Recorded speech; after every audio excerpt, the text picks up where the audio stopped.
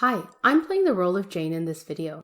Now that we've synced the contacts for 89 Corporation from our SQL Customer Contacts table to our Cinchy Contacts table, I need Carson, the sales rep who owns a relationship with 89 Corporation, to populate the last contacted date column for any of the contacts he's had interactions with.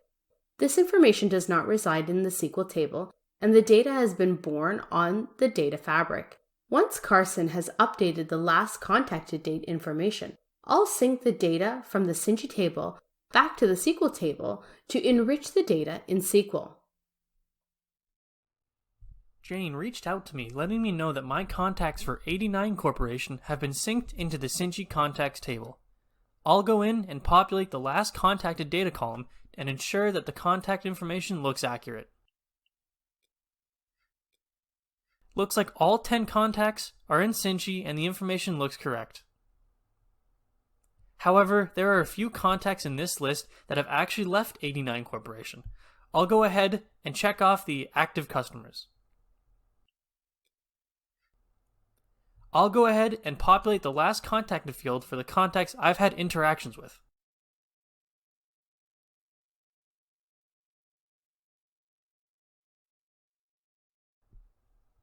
Great, I'll let Jane know that I've identified the active contacts and entered in the last contact's date. Carson just messaged me to let me know he's completed populating the last contacted date column in the contacts table. Before we take a look at the sync I've created for enriching the SQL table, let's have a quick look at what Carson has entered into Cinchy and where it will end up in the SQL table. I can see here that he has had contact with almost all individuals at 89 Corporation, and he has also flagged the active customers. Since change approvals is turned on for this table, before I move ahead, I'll go ahead and approve this data. Great, now that the data is approved, let's go to the SQL table called Customer Contacts. I can see here that the date last contacted is null. When the sync is executed from Cinchy back to SQL, it will enrich this column since this data is not captured currently in the SQL table. Let's now take a look at the sync and see how it was set up. The info section, this holds the details for the sync name, version, and any parameters you will be using within the sync. The source, this outlines the columns that are in the source, in this example, the columns that are in the Cinchy table. And the destination, this outlines where all the columns from the source will be mapped into the destination.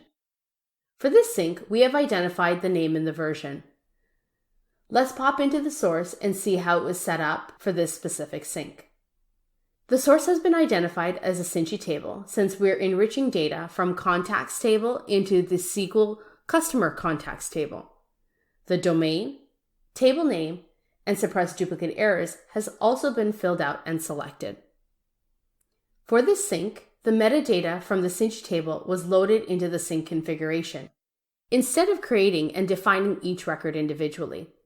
Let's go ahead to the destination and see how the mapping was set up. I can see here that MS SQL Server table has been selected for the destination. Here is the connection string. It's already encrypted for us. Let's take a quick look at what's required to set up that connection string. In the server field, here is where you would identify the name or the unique IP address for the SQL Server you're trying to connect to, the name of the database, the user's ID, and their password. Please note, when you're entering in the connection string in this window, the values are not encrypted. The encryption will occur once you click on the Update button. It's also important to note that if you wish to edit the connection string, the original connection parameters will not be visible when you click on the Edit button for security purposes. Here we can see the name of the table, the ID for the column, and the ID column data type has also been identified.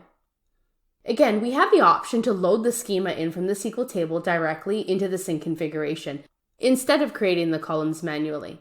Let's take a quick look at one column and how the mapping has been set up between source and destination. For company, it has been mapped to company name, since the company column in the Cinchy table is a link column. The link field name has been completed as well. This is done so Cinchy can resolve the data as it's being synced. If you are unsure of what this value is, you can always validate it by looking at the specific columns in Cinchy and how they've been set up. Before we run the job, let's take a look at the two additional configurations, the sync key reference column and the behavior for new, changed, and deleted records. The sync key column reference is in reference to the primary column, the column that is unique for the data. Finally, the intended behavior. The first one is for the behavior of when a net new record is being synced into the target. This has been set to ignore because we are only enriching the data in the SQL table. We are not adding any additional contact information from Cinchy to SQL. Next, the intended behavior for a record that exists in the target but does not exist in the source. Again, this is ignore because we are only enriching the data in this sync. And finally, the intended behavior for a record that exists within the target. This is where we are using update because we want the sync between Cinchy and SQL to update the last contacted date. Let's run the job. I can see here Cinchy is asking me to save the sync. It has detected that a change has been made and not yet saved. I'll go ahead and save it now. I'll enter in the ID and password for Jane. Time to run the job. Great, I can see that my sync has run successfully, and 10 records have been processed. I can see here that 7 records were updated. Let's pop back to the SQL table to validate that the data has loaded into the correct spot. Great, I can see here that the date last contacted is populated for 7 of the 10 records as expected.